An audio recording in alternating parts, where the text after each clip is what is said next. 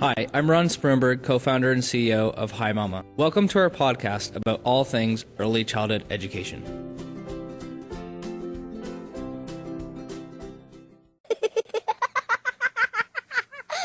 On episode 41 of the show, we talk about impactful advocacy with Michelle McCready, Chief of Policy at Childcare Aware of America. Michelle provides vision, leadership, and management to the Policy and Evaluation Division at CCAOA. In our conversation, we talk about the history of childcare in America, the influence of childcare on the American economy, the present state of childcare under the Trump administration, and the importance of advocacy from childcare practitioners to provide vital insight for policy change.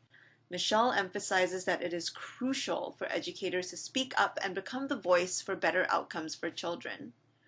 If you are someone who cares about the future of childcare and want actionable steps on how you can contribute to the conversation, then stay tuned for this episode of the Preschool Podcast. Good morning, Michelle. Thank you for joining us on the Preschool Podcast today. It's great to have you on the show. It's great to be here. Thank you so much. So let's get started with just getting a bit of a background on your role at Childcare Aware of America. Absolutely. I'm the Chief of Public Policy at Childcare Aware of America.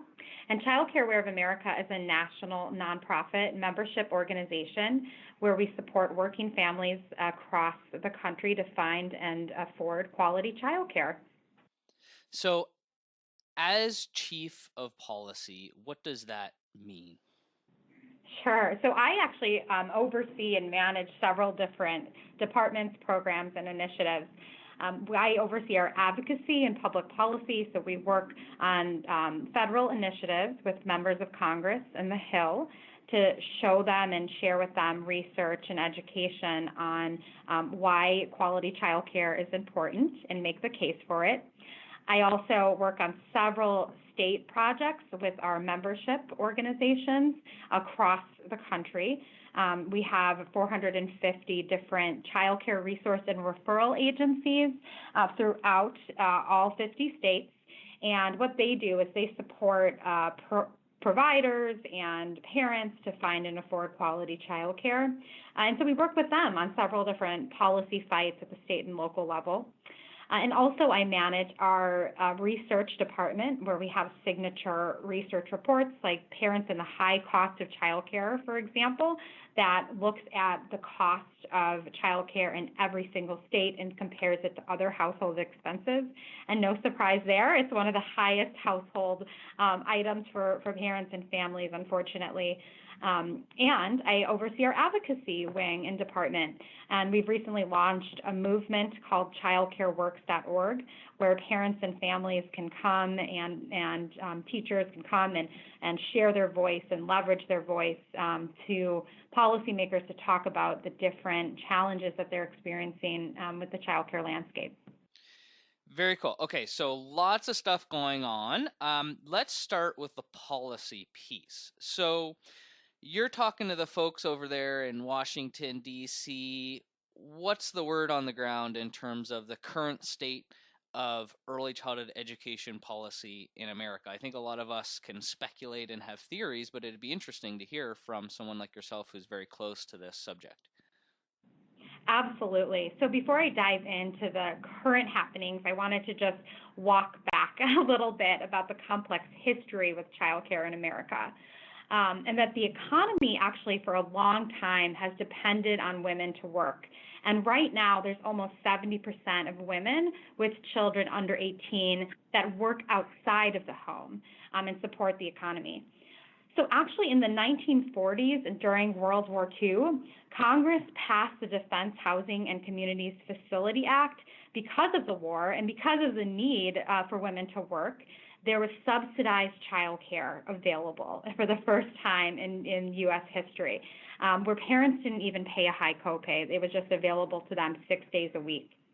That actually happened, or almost happened, again in the 1970s in America when Congress passed a bipartisan Child Development Act fund. And it was passed, again, bipartisan. Both Democrats and Republicans agreed that this was an issue that working families needed. And unfortunately, it was actually vetoed by Nixon. There was some worry about it undermining traditional family values and the family structure. So that it's been 45 plus years since something like both of those initiatives, comprehensive child care and universal child care, was brought up in a serious way. However, more recently, there have been several programs and proposals that have been put on the table that don't necessarily get at a universal early childhood funding system, but that do tackle pieces and parts of the challenge. So President Obama, most notably in 2013, proposed a 10-year, $75 billion investment for universal pre-kindergarten for all 4-year-olds. There's been some initiatives around increasing Head Start and early Head Start child care partnerships. There was the reauthorization of the Child Care and Development Block Grant of 2014, which put in parameters for health and safety and quality increases to child care. But again, nothing significant as far as a universal program and support. And now what we're faced with is, although that the Trump administration has mentioned child care, there's a proposal out that does a lot with tax credits. We haven't seen anything significant that would really support working families in the way that they need it. In fact, the budget that was just proposed on March 16th would cut key services in the Department of Health and Human Services, which funds the Child Care Development Block Grant and other initiatives, and it actually did cut significantly after-school child care programs that many parents rely on.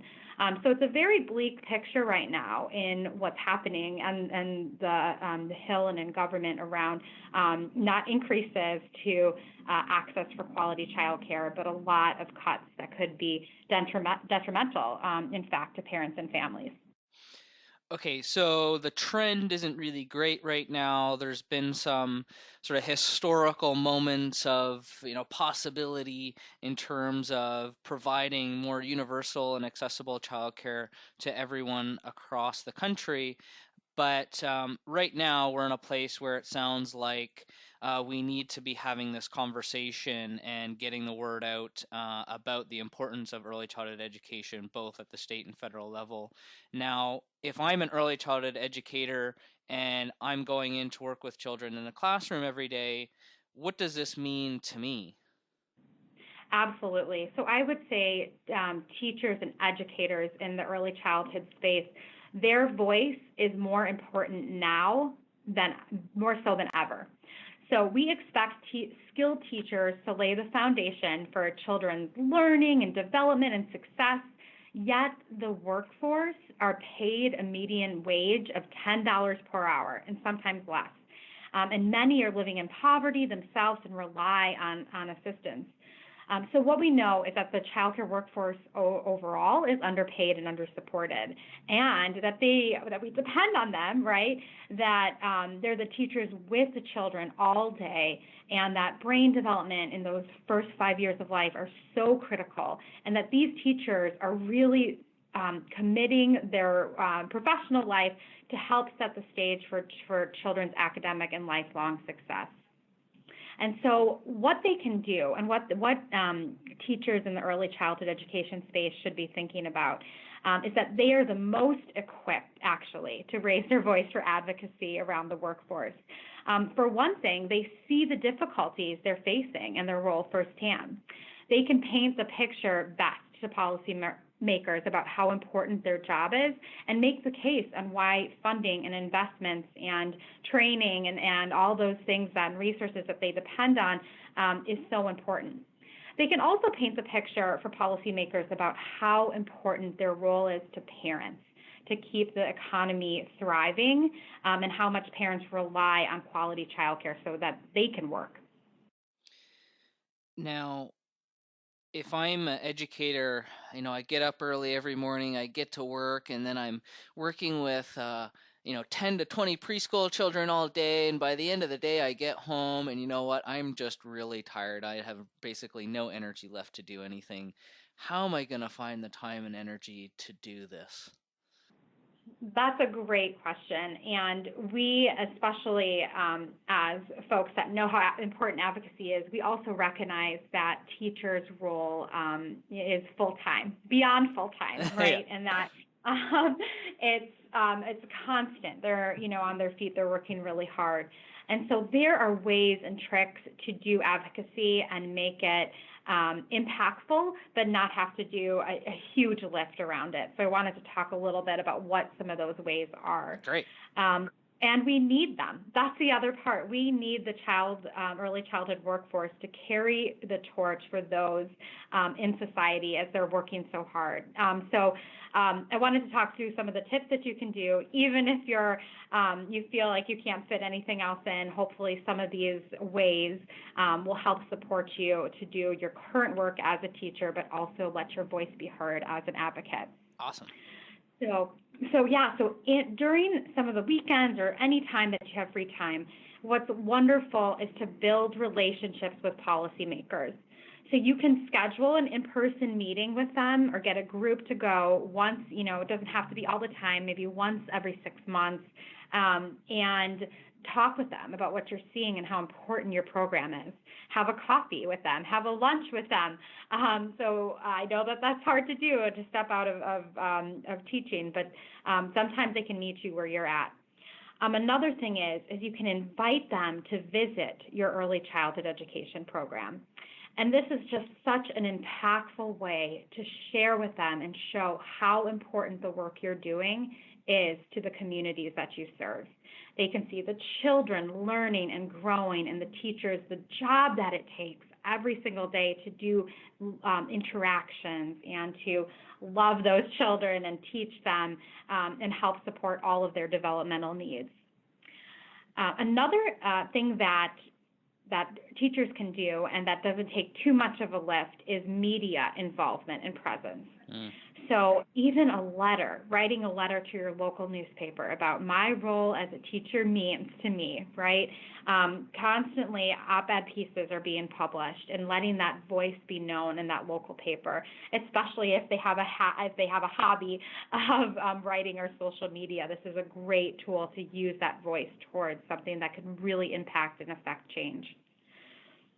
Another great tip that we've seen be really successful is building a network and using some of these social media platforms to do that.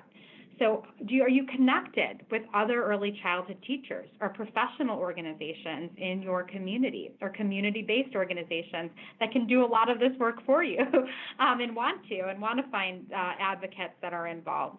And I'll talk a little bit about how to find those networks. But that network that you connect into, or that you build from the ground yourself, can serve as a great vehicle for networking, for strength in numbers. When there is a policy or proposal that comes down, you'll have this kind of team of rapid responders ready to talk about that policy issue. Another great thing about that network is to constantly keep updated on recent information. So joining things like Google Alerts and typing in early education or pre-K or childcare in those free alerts can keep you up to speed on the latest news, so you can be really plugged in to what's happening on the policy landscape. Very cool. Okay, two things I wanted to touch on that you've been talking about here.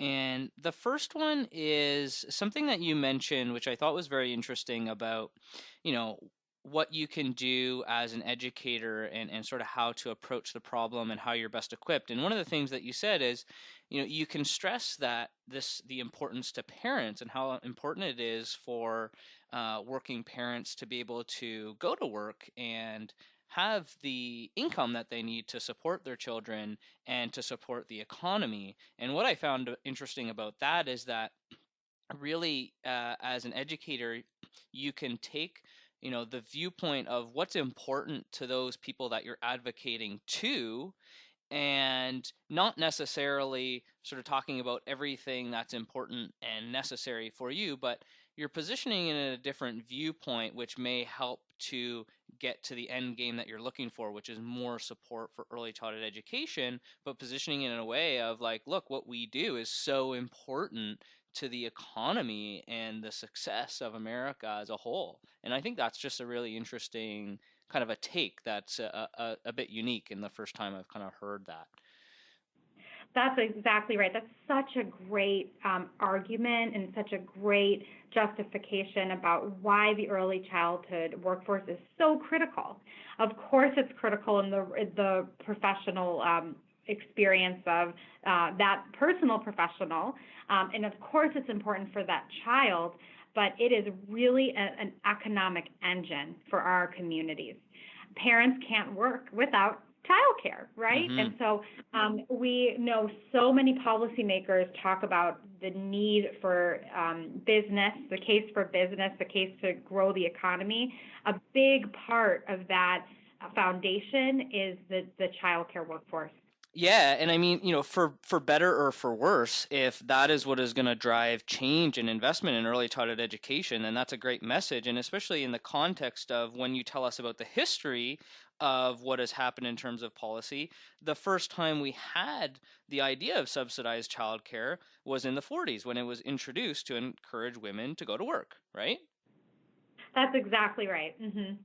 Cool. So that's a very interesting point there that I think our listeners should mull over a little bit.